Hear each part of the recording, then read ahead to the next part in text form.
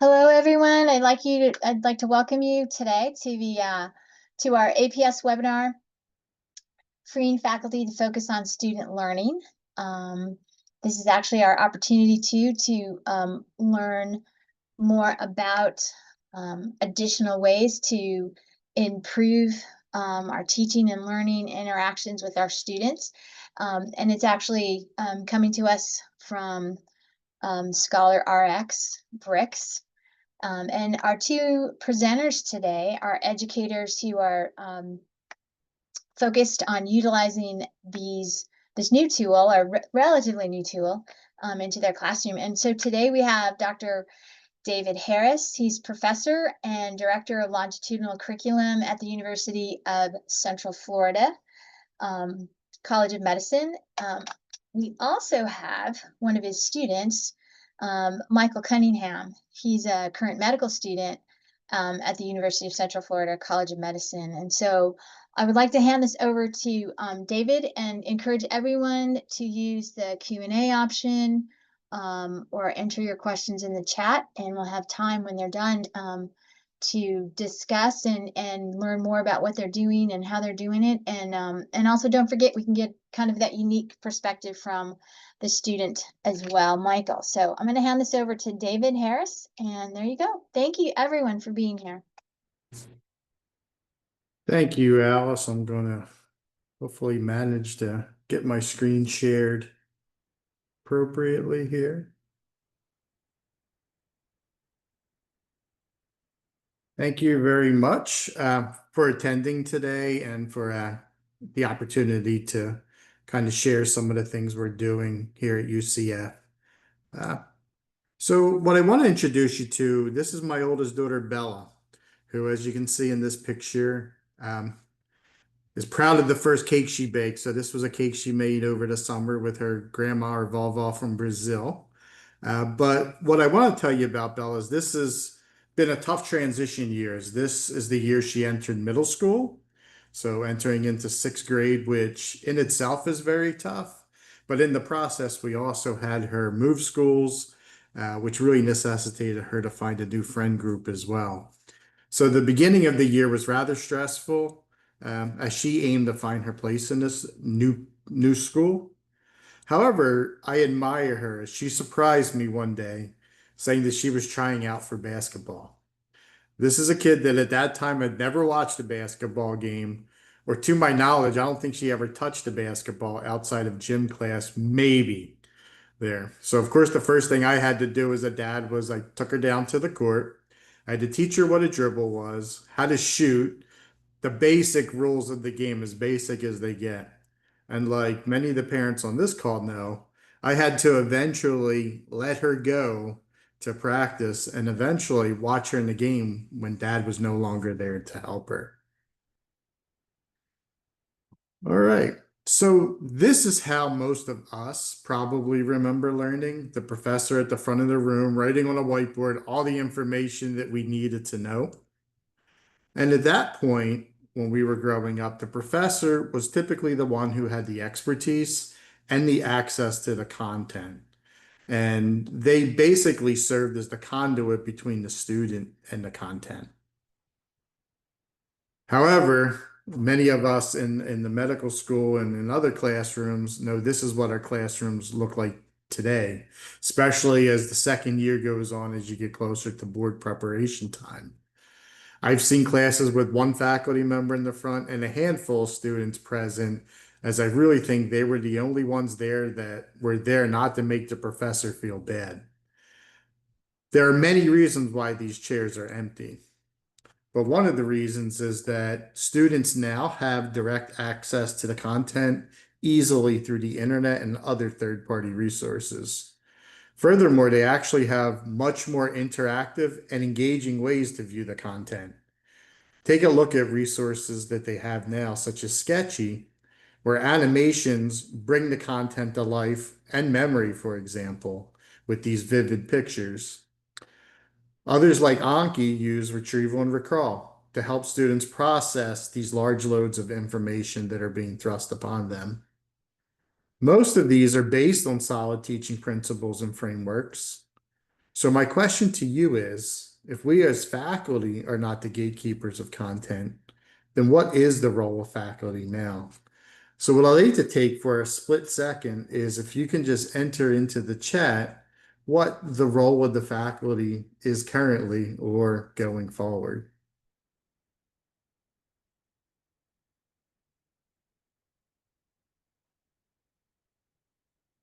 I'm seeing a few things. Guide in both different ways. Facilitator, very similar to guide.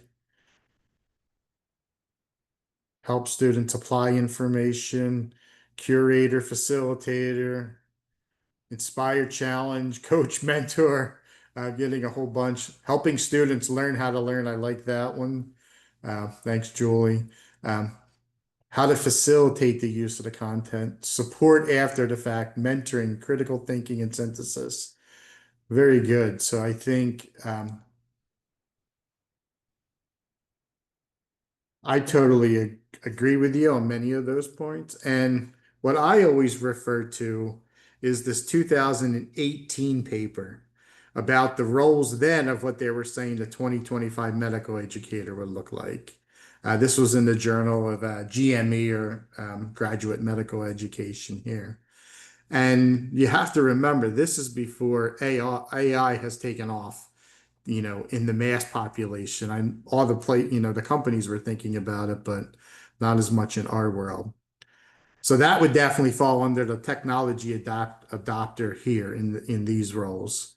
And interestingly, I was just at the SGA conference in Miami, and the plenary talk, or one of the primary plenary talks, was on personalized education and how AI is being used at the residency level to help provide feedback back and forth. So that's related to the content curator, or sorry, to this talk. I want to talk about the content curator aspect here. So, just a question is, think about, do your faculty and you curate content? Or are you still creating it at this point? And as I said, with the large availability of resources now available to students, we often hear they're overwhelmed and struggle as they try to do it all or look for the magic silver bullet that can do efficiency, is what they always say. And what that leads to is the professional coach or the coaching aspect of what we need to do as faculty, as many of you said there. One of the other roles to focus on is the design of the learning environment. And, I throw the question as well, like how many of your faculty do or do not use evidence-based learning techniques? We're probably in a pretty sophisticated crowd here. But if you visualize some of the other faculty at your institution, you might see a totally different or have a totally different answer on this. At my place, there's a lot of this is how we learned it, so it must be right, or this is how we do things here, or they guide on what the students like or dislike. So what I'd like to do now, if Jacob can help me with this, is throw a little poll question just to sort of see where we're at with some of the teaching modalities that you currently use in your courses.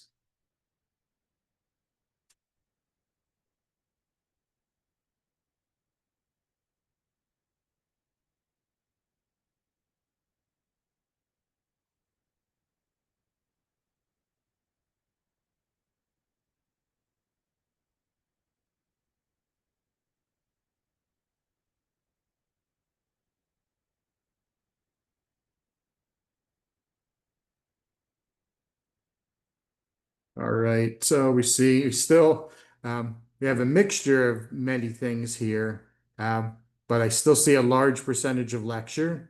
Seems like virtually, at least by far, the largest percentage still using it, mixed in with some TBL, PBL, things along those lines, and obviously case-based learning. A little bit less with the mannequin-based simulation there.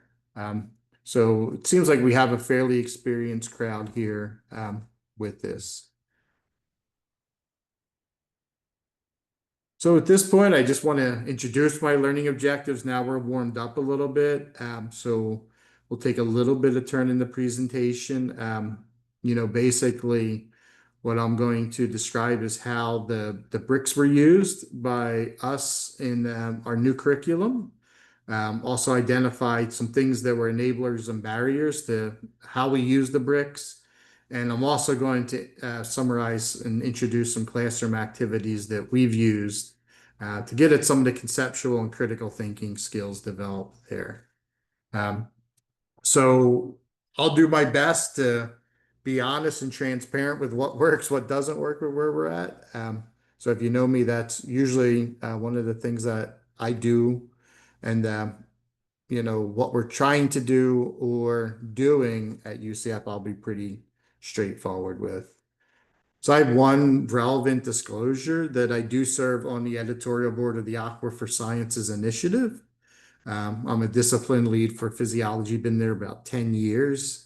And then as part of this initiative, we created some core concepts that are similar to the APS physiology core concepts, but really what we were focused on was designing these concepts for safe clinical decision making that I'll present to you in a minute or so. So at UCF, we underwent curricular transformation this year, which brought us some opportunities for change and alternative approaches there. Our legacy curriculum was a two-pass, where if you're familiar with it, this is where the first year consists mostly of normal, basic, or what some call foundational sciences. The courses were, even though they were quote unquote integrated, they were laid out as disciplines basically. The first module would be biochemistry, cell bio, and genetics, followed by the second course that was basically the anatomical sciences and physiology. And the third course was microbiology and immunology. The second year in the legacy curriculum was presented as a systems based and focused more on the pathophysiology and the diseases more than we did in the first year.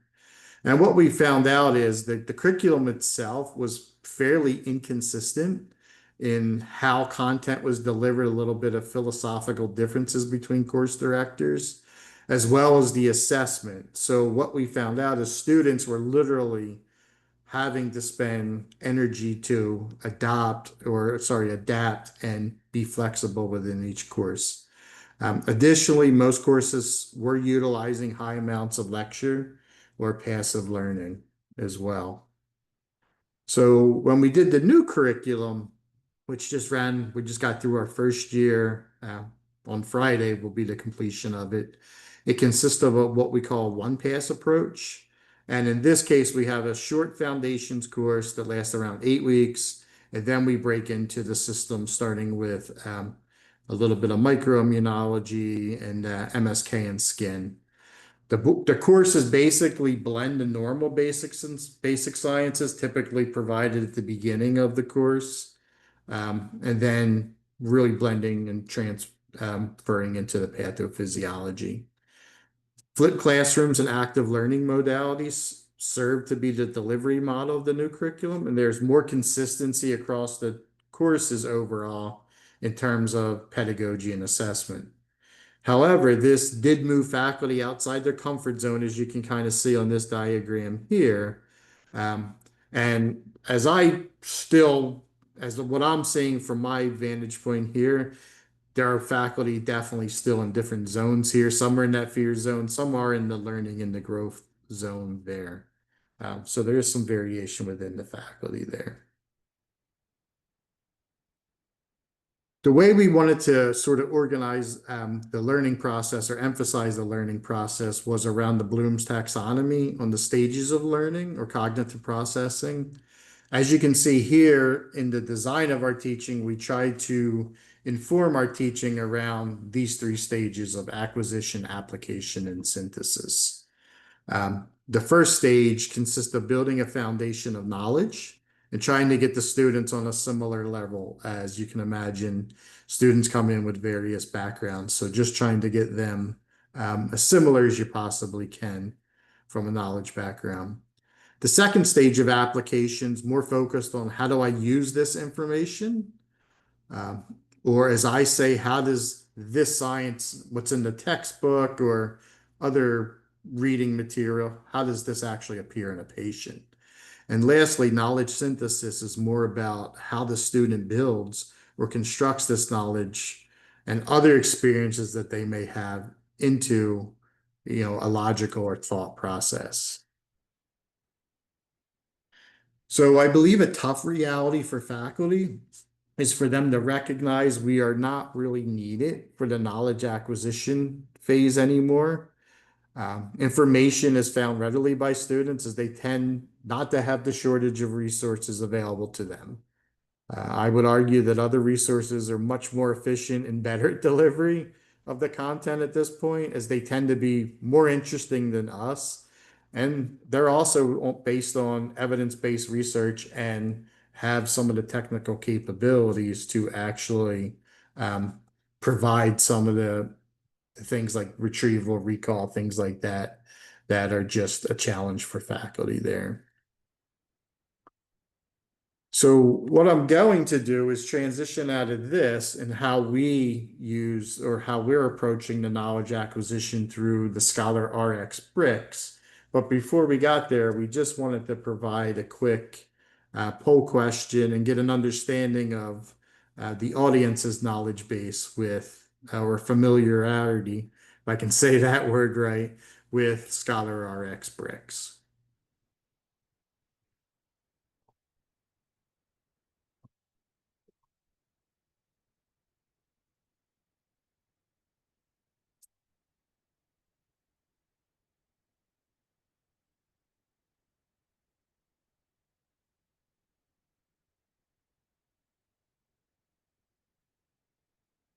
All right, so good. So the majority of people have never heard of the ScholarRx brick. So um, and then we have a smaller portion that about look like 20% pretty familiar with them. So what I'll try to do, I'll try to give sort of a baseline of what they are, just that you can visit the website. And also, I know Matt Harris and Jeff Downing on the call that if you have questions, we can take afterwards as well. So, like I said previously, the knowledge acquisition part, we decided to turn to the ScholarX Bricks. So, a little thing, personally, I've had no problem accepting that the content delivery is not the right role for the faculty today. And I approached my administration and been kind of playing the music for years within our institution with a proposal to find a resource to help faculty offload the content delivery. Years ago, as part of a different project, we actually vetted numerous third-party or commercial resources with that. This year, we settled on ScholarRx for numerous reasons. And what we felt is their bricks, so these are the main vehicle for content delivery. Um, so they're basically a digital textbook, but they're written by a combination of faculty and students. So what you find out is it's really written at a nice level, an easy to digest level for medical students. They also look very similar from brick to brick. There's a definite layout for every single one that students know what to expect whenever they see one. Um, they're designed from a quality instructional design template. So, faced with objectives, also, every brick pretty much starts out with some kind of clinical correlation or some kind of clinical case to show some relevance. And they actually run throughout the brick or this narrative textbook that are related to whatever topic that brick is on. Additionally, within the brick, there are flashcards or study aids that can help students in learning from mnemonics listed in there. So they're actually built into the learning platform. And at the end of each brick is a summary and also a list of practice questions. There's a question bank associated that faculty can also assign that relate to bricks as well. And since we are using the NBME customizable exams in our courses in our new curriculum, the bricks align very well with those assessments as well. It's pretty much right at the same level. And additionally, what you'll see, and probably the most important to faculty, the bricks are highly modifiable and flexible on how they can be used. So that's why the term a brick, because you can put a brick in various different places with the flexibility, but you also have the ability as a faculty member to modify and alter a brick, add to a brick, subtract from a brick, um, things that you might want or not want within that brick there. So that's probably one of the key things really that helped me get some of the faculty buy-in. So like I said, we just completed our year one and we were able to get significant faculty buy-in. And this has been a challenge speaking to many of the other schools from that I spoke with previously before we started this endeavor here. So as you can see, the non-adopters in this case ended up being genetics and pathology. But for the most part, all the rest of the disciplines were willing to give it a shot, and we've gotten through the first year with this. So that's how we're handling the acquisition part there. Um, The idea of the bricks is to have the faculty let go of that content delivery so they can spend more time on the higher levels of learning as indicated here. So more time on developing sessions for application and synthesis. Um, so our legacy curriculum had the case-based learning. We have 120 students. We have a large classroom with about 2 to 3 faculty facilitators that quote unquote float around the room to help students as they address cases there. But what we found out over time that students really just disengaged from this type of group work for various reasons, basically as the year went or the first 2 years went by. So one approach that we've taken in the new curriculum is the use of what I called case-directed learning or CDL. They're small groups of students. We actually use separate our small group rooms for these instead of the large room. But these small groups of students are facilitated each by a faculty member. So you'll find out similar to PBL. I'll present a slide in a second to differentiate it as well. The goals of this activity are to promote higher level learning, as well as also I wanted faculty in the design to focus on more concepts or conceptual thinking with students there. These groups also allow for social interaction, which I'll always say is an overlooked element in medical school, especially at the beginning of the academic year, because remember, most of these students don't know anybody else in the class here. So it also helped bridge that social component there. And these also provide a mechanism if you start to think about LCME requirements that we were able to find a way for self-directed learning um, to address that element, which is a little trickier for many medical schools to do. And through that process, provide meaningful feedback. So this is just a little chart comparing the CDL on the left-hand side with it's more the traditional case-based learning, which is CBL, and compared to the problems-based learning, the PBL here.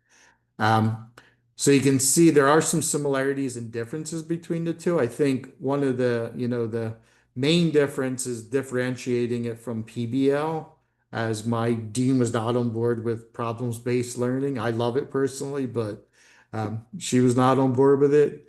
So one of the key differences there is that the learning objectives are set by faculty. So it's a much more structured activity or much more guided activity from the students or from the faculty as opposed to letting the students set the learning objectives there. Um, Tried to keep the facilitators from lecturing within the cases as well. Um, so that was one of the key differences, that the facilitators are very similar to what you would see in a problems-based learning, where they're there to facilitate the process as opposed to directly intervening um, there. So I'm going to show you the general calendar footprint. So what we do is this 12 times in our first year, and we're going to do it 8 times in our second year in the new curriculum. And as you can see, the CDL is basically the 3 sessions in blue, with the first two occurring in 2-hour blocks on Monday and Wednesday in the first year. And the Friday actually represents the debrief that I'll talk about in a second. And as you can see, since we have limited facilitators and faculty, we still need to double our sessions. So we needed to couple asynchronous learning sessions on the day of the CDL, or that where it's listed as supporting material. On the days between CDLs, there's usually a combination of asynchronous material and face-to-face or synchronous flipped classroom sessions that should be applying the supporting material there. And lastly, on Friday, as you can see, there's the debrief. That's where we bring in a content expert to hopefully standardize the experience for all the students, that they can answer questions about the CDL, or present how it relates to a concept of the week, or how it might relate, the CDL relates to what the students have been learning within the course there. So my hope is the faculty will base their CDL case around core concepts. I utilize the Aquifer Sciences core concepts that we developed and are available on this website for free, aquifersciences.org. The basis of our core concepts, once again, are really more in the clinical domain of what basic science core concept does a student need to understand to make a safe clinical decision? So as you can see, in physiology, I had a part in making these. Some of these are the same from the APS core concepts, things like cell-to-cell communication, flow gradients or flow down gradients.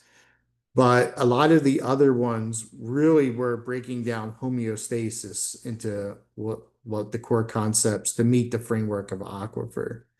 So in developing these core concepts, I really asked myself that if I was a student on rounds, what types of questions would the physician ask me? And I started to come up with things like, they would ask me, like, why is the potassium high in this patient? Why do we give normal saline to a patient with hypotension? So that's the view I took. And the core concept that I chose to write my first CDL round was the regulation of mean arterial blood pressure. And I'm going to show you one of the activities here. Um, so the two cases that I used for my CDL activity were a GI bleed case and a congestive heart failure case. And in those cases, I gave them the clinical vignette of the case. I didn't care. My objective was not focused on the clinical aspect or diagnosis. So I just gave them the diagnosis. I gave a clinical vignette, basically said, patient 1 has a GI bleed, patient 2 has congestive heart failure. Their task was to develop a Venn diagram comparing all the variables that you see listed here between the two diagnoses. So basically, whether each variable would go up or down, with the middle space being the commonalities. And along with this, the students were asked to justify their answers, which I will show you next. The justifications actually expose the challenges that students have with causal mechanistic thinking. So there's another core concept of ours.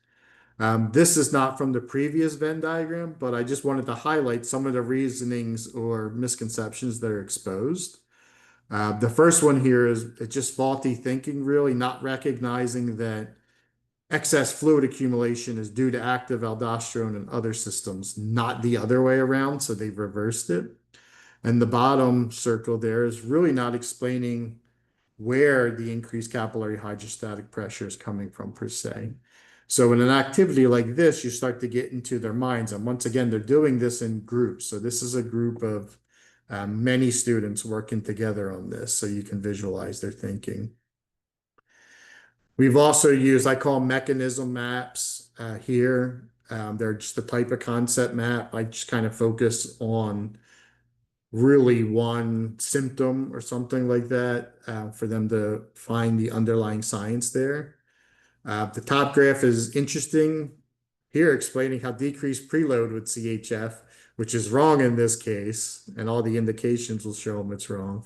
And they found themselves in this vicious cycle of just really repeating the same wrong answer there. So you really get to visualize their thought process with this here.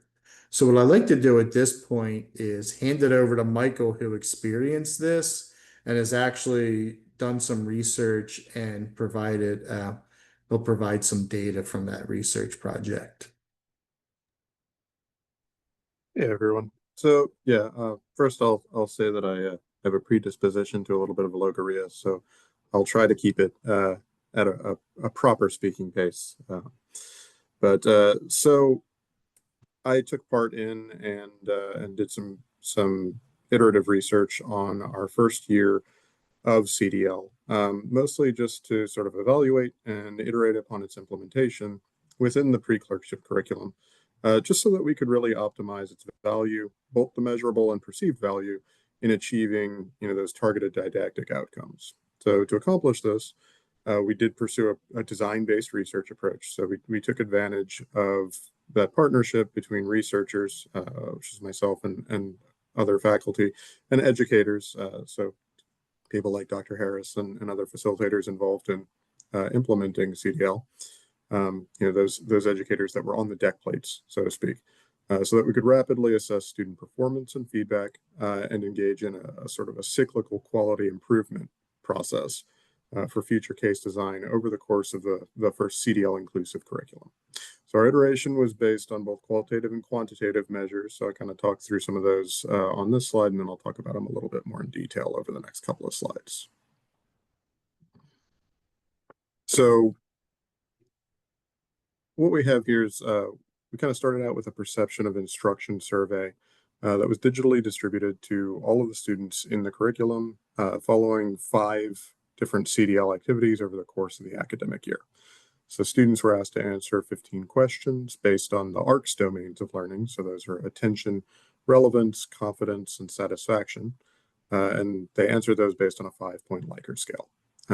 While student feedback in most domains was generally positive across the intervention period, 2 questions in particular addressing student satisfaction with CDL activities demonstrated a statistically significant improvement aligned to the iterative refinement of CDL design and delivery, which really supported that changes to case design and implementation throughout the intervention did allow CDL activities to better meet students' kind of goals and expectations for the learning. And then, one survey question, which was addressing students' attentiveness and engagement during CDL activities, approached the boundary of statistical significance. So it did show some thematic improvement over the course of the academic year. And again, that kind of speaks to the potential for active feedback-based refinement of content delivery to improve our learner engagement.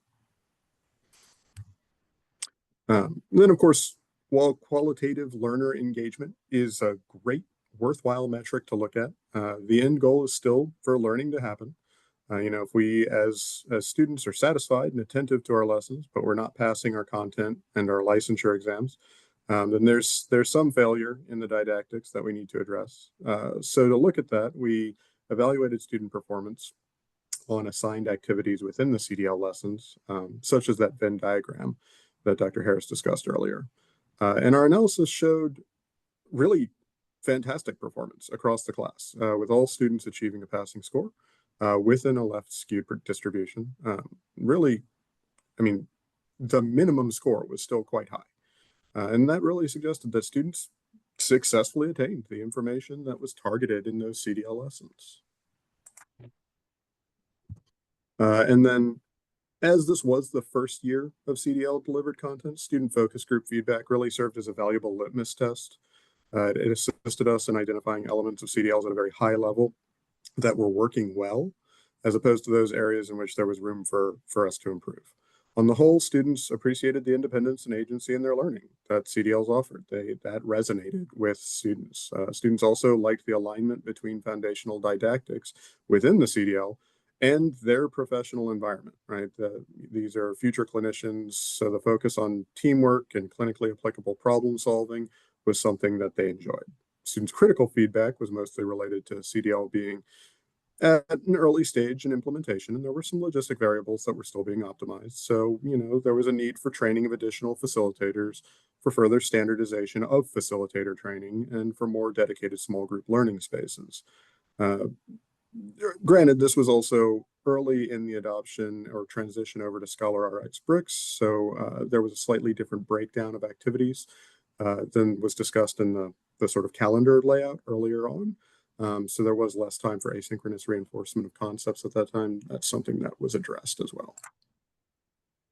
And then finally, high-level faculty feedback really aligned very closely to student feedback. It's centered on the perceived value of including clinical problem solving, clinically relevant soft skills into the foundational preclinical curriculum. There was an acknowledgement for room for improvement in group size. They also acknowledged a risk of some learners' needs possibly being failed to be identified at an early stage due to the increased focus on team-based assessment. And that was, again, targeted by a separate systems intervention. Thanks, Michael. So Michael's work, it actually did have an impact on our new curriculum. So Michael participated in the legacy curriculum. And, um, the one thing, the first groups when we tried this were 12 because that's what was basically feasible at that time. But with the new curriculum, we were able to get the group size to a much more manageable 6 students per group, which has been much, much more pleasurable there. So like I said, we do have this implemented in the new curriculum.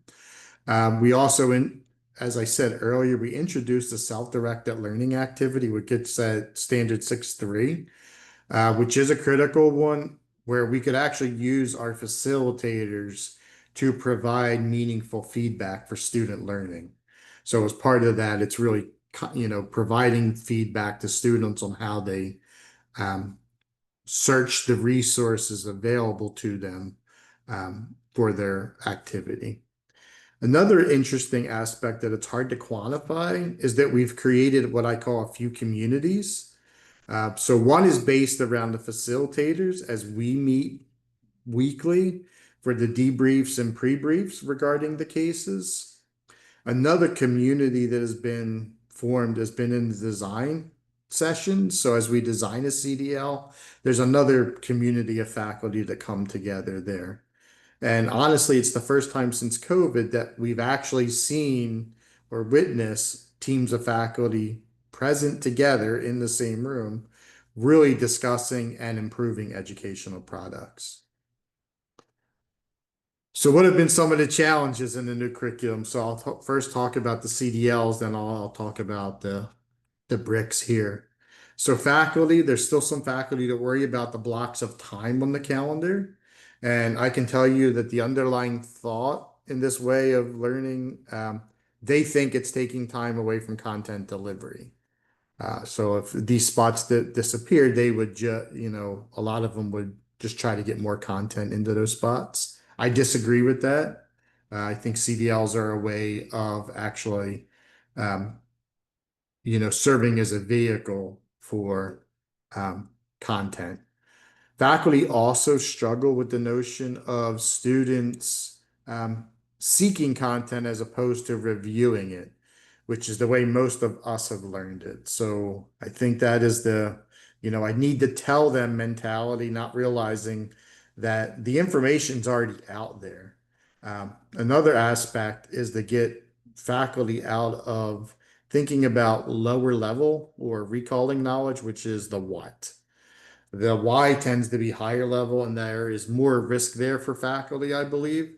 as it's harder to assess typically, as well as a lot of the knowledge in many people is encapsulated in the heads of many faculty and especially clinicians at this point, in my experience. So to the bricks, what worked? So what worked well? So students do use them as a whole. So I just got an email from one of the curricular reps from the first year, and the average number of bricks was 439 that they've done. And what you can see is some students use them more, some students use them less with that as you look at the min max there. Some use primarily just the questions associated with it. Some of them will use the flashcards associated with these. Another positive that I take out of this so far is that since we utilize a customizable NBME, National Board of Medical Examiners exam in our courses, and based on the data from those questions, what we're seeing is our current students are scoring about 2 points above that average. So this suggests that information in the ScholarRx Bricks is most likely highly aligned well with the NBME. And another thing is that the use of bricks may help prevent some overteaching. I think there is still a lot of overteaching going on, but I think faculty may be calibrating their level of teaching somewhat. And the other aspect is how faculty use the bricks. And a positive note from students is when faculty annotate directly within the brick.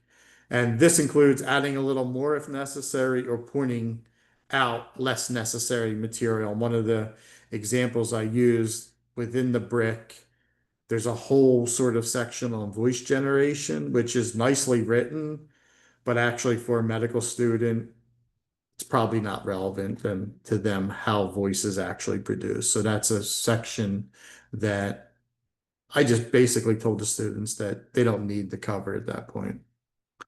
So what are the struggles, or where are the struggles? So as I said, ScholarRx, the bricks they're a digital textbook. That's how I view it. And it's written in a nice narrative form. But what we find out is the current students just seem to struggle with reading itself. They want videos, but as a colleague of mine stated nicely, until the New England Journal goes full video, full podcast, students are going to need to know to learn how to read. So what I really feel is that this may actually change some of the things that we need to teach to our students, as we may need to actually help them learn how to critically read, which is included in the paper that is referenced right there. So another new potential role for the medical educator. The biggest struggles we've encountered have come from the faculty side, and honestly, I think it's more based on good instructional design or principles or lack of those. One challenge is that faculty have inserted textbook pages into the bricks. But what happens there is if you have a figure in a textbook and it doesn't align with the figure number of the brick, that's a sure way to sort of frustrate the students with that. And it's also not included in the read time each brick has. So it can, really induce cognitive overload. Another issue that we've had is that some faculty would assign a brick and not really be totally familiar with what is in it or what is covered previously in the year in other courses. We've also had instances where two faculty modified the same brick and assigned it to the students, which left the students trying to reconcile the two different bricks. And the other consideration faculty are struggling with is how much to assign, as the bricks give a read time and an audio time, but it also doesn't take into account the subject, as we know some subjects are harder than others with that. So that needs to be taken into account, and we've started to look at that and put some policies in place. So where are we now? I still feel our faculty struggle with letting go of the content here, but I know that letting go of things we want to control takes some courage. And with that, I'll let you know that good things can happen when you let it go. So here's my daughter again. And like I said, she went from somebody that never dribbled a basketball in her life, and in her first practice, needing the coach to go up and down the court with her, to at the end of the season, she became the most improved player, and basically became what I would call the team six man. So she was one of the first ones or the second one off the bench. Her team went undefeated to win two different leagues. And she gained a whole new group of friends and appreciation of team sports, which I absolutely love. So with that, I thank you for your attention, and I know Michael and I are pleased to answer any questions you may have.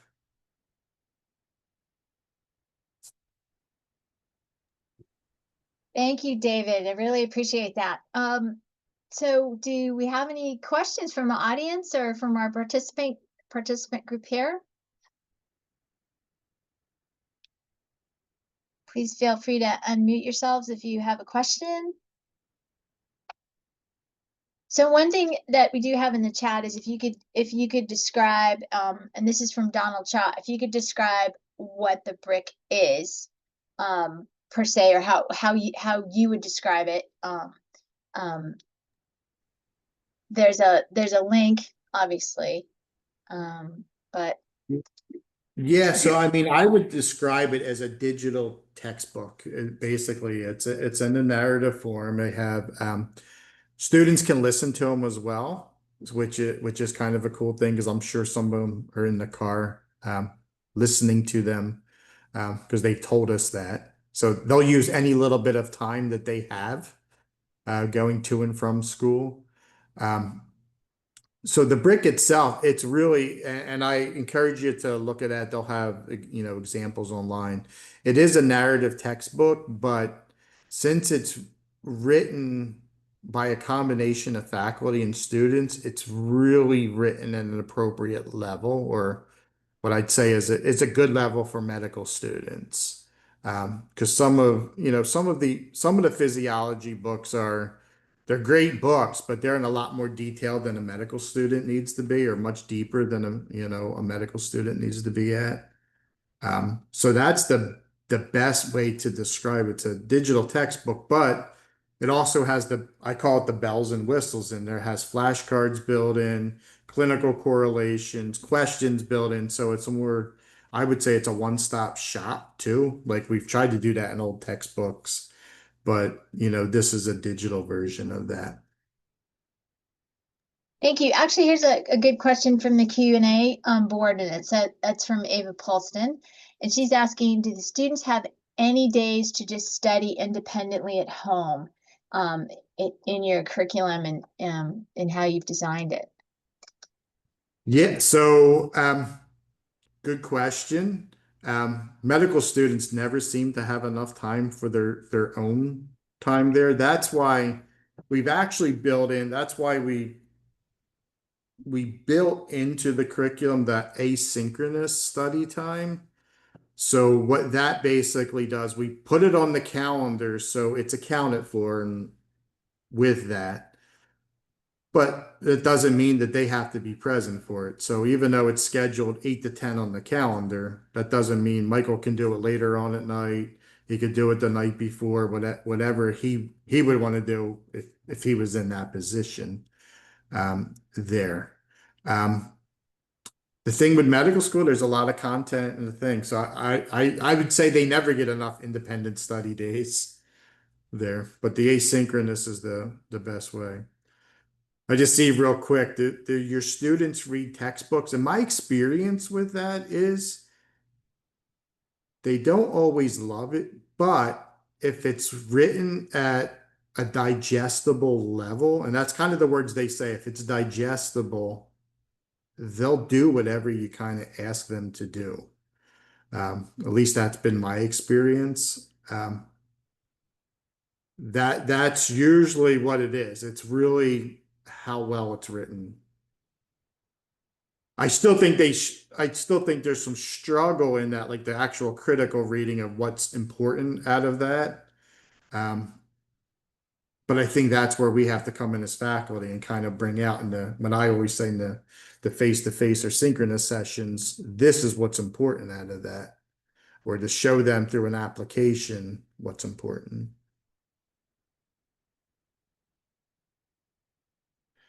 So I'm just seeing questions pop up, Al. So I'm just trying to drill those off now.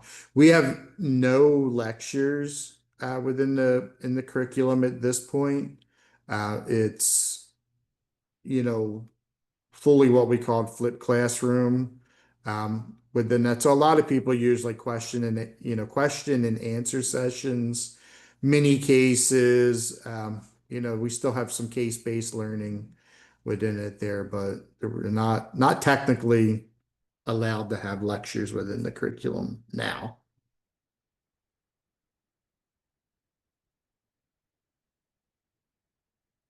Evaluation of faculty. So students do evaluate our faculty. It's a requirement where we're at that we need at least one. So what we have a couple different ways to do it, and honestly, even going back and forth with the administration, because I needed to get my CDL facilitators evaluated last year, because to me that is teaching. That is very valuable teaching on what we should be doing, but there were some philosophical differences that didn't qualify as teaching. We got that rectified there, but ended up with a different form. So students are looking at that form different. So you can get evaluated whether you're a facilitator, whether you're a primary discipline sort of provider, I guess. I don't know how else to describe it. It's kind of complicated the way they've sectioned it out, because now we have lots of faculty. But it's by not the whole 120 students now, it's by a subset of the students, like 20 or 30. So we're not overwhelming them with survey fatigue either. I don't know if that exactly answered your question, but it's a fairly. The rubrics they're sort of in-house generated, because we have to use a combination of what our main campus uses for some of their housekeeping, as well as some modifications we are able to make. So that's the general rubrics.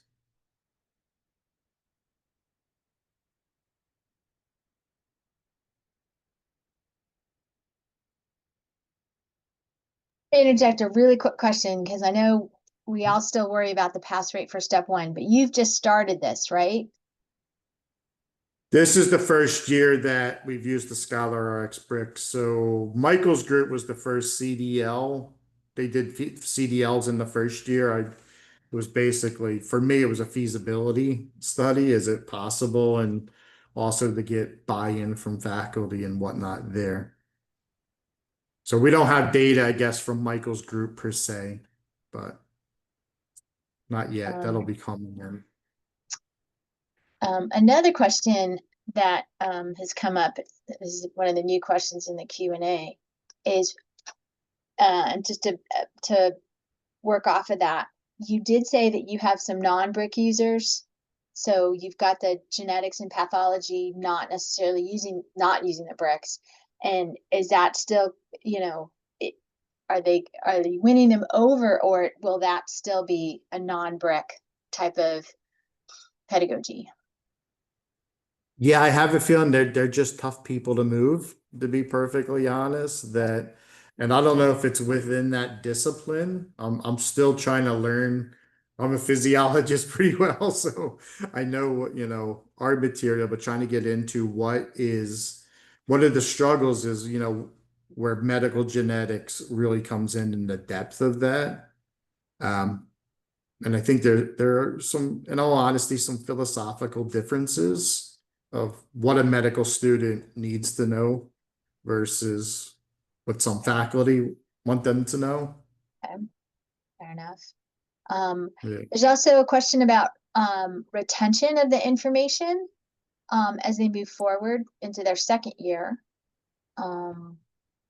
With this, with your approach, with the flipped course, including the utilization of bricks. I mean, how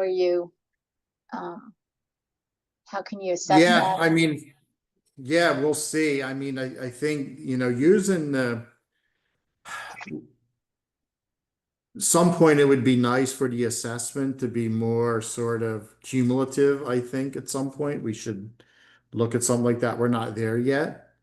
Um, I also think through the CDLs is sort of my focus to sort of use that as the conduit for concepts so that concepts can be retouched on again in the second year. So a student might not necessarily see all the content, but they'll recognize, oh, this is the same sort of concept, or this person has hyperkalemia here in endocrine. I saw that in cardio. What's the connection there?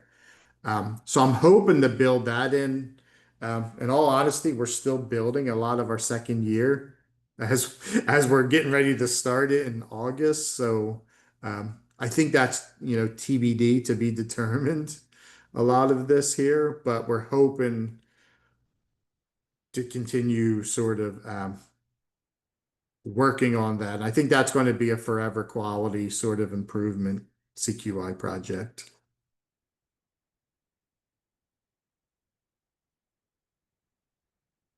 Uh, So our source of PBL, CDL cases at this point have basically faculty have been creating them for the most part.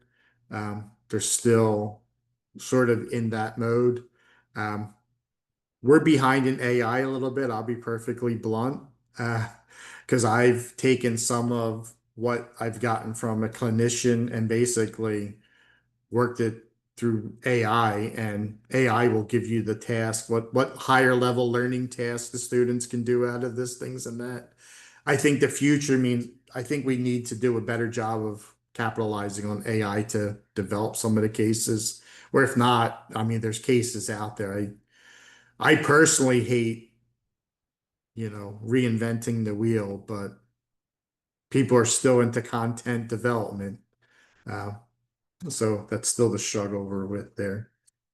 But we're making them at this point. Well,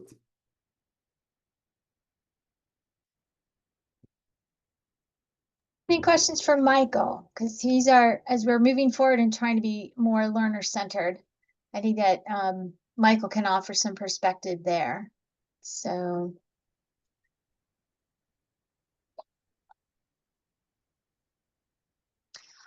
well, I'll put it out there. Do you feel that it, in fact, perhaps was even more learner centered, kind of helping you be more of a learner and more exploratory in your learning, as opposed to somebody? I know there's a tendency for faculty to sort of tell you exactly what you need to do and how to go about it. So, I mean, was a combination of, the bricks, an application to cases, kind of small group. I mean, do you feel that was more in alignment with how you want to grow as a learner? Yeah, I think one of the things that comes up a lot as you sort of transition from the undergraduate level to the postgraduate or professional level, and then into continuing education in your professional career is, and it's something that gets talked about a lot at a higher level, is teaching people how to learn, and how to teach themselves, because nobody's going to hold your hand through continuing education or even just professional inquiry, in specific cases. So I think that, and there was a question in the webinar chat earlier, about sort of AI proofing. I think that one of the things that CDL really did very strongly was focus less on sort of minutia and more on the learning process and the process of, teaching yourself how to teach, or how to learn. And then you now have that as a skill that you can apply in a wider set of circumstances.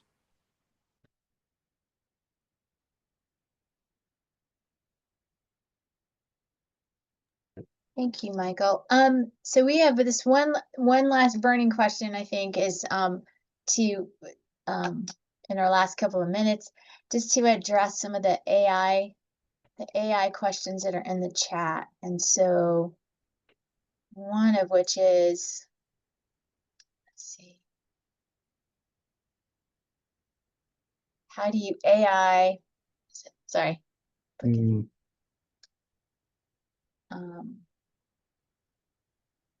how can you make sure they're learning, I think, in a way that they're delivering content, that academic assignments aren't AI'd. So how are Yeah, you?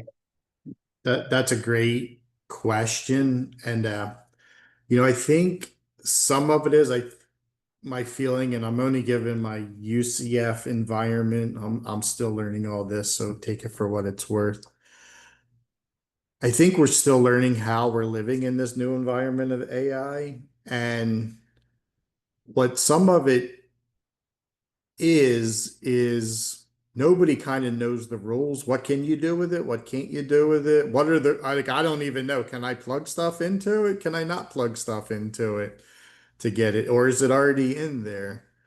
So I think that's one of the issues that are sort of in the environment that we're just generally living in right now.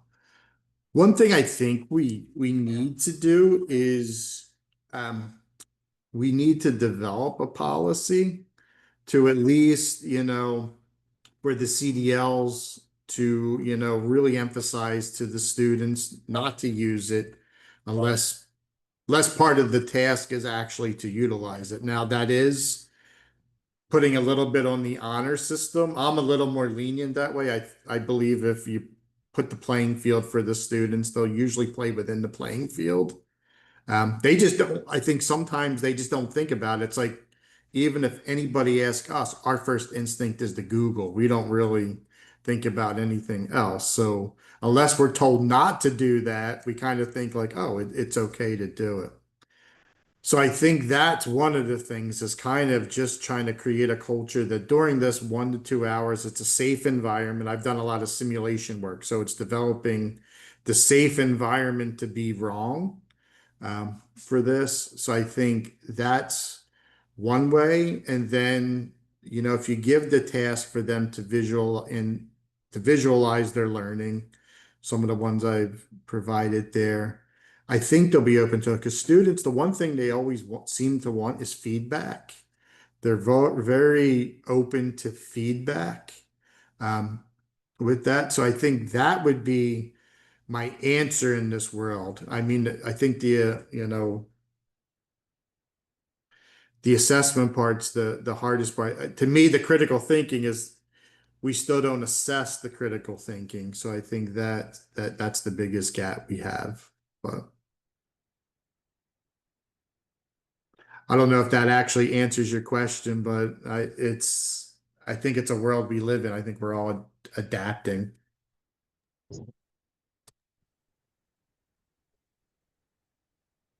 All right. Well, again, I want to thank Dr. David Harris, and I want to thank physician in training, Michael Cunningham, for presenting, kind of opening up and putting yourself out there about your curriculum and how you are utilizing the ScholarRx Bricks, kind of differences is making, being honest about some of the struggles, but also the opportunities that are presented, using a new tool, I think, and also just kind of talking to us about changes and things that we can do to improve our own teaching, and to be brave. And I'm really happy that so many of you took time out of your day to be with us here. Thank you for your questions.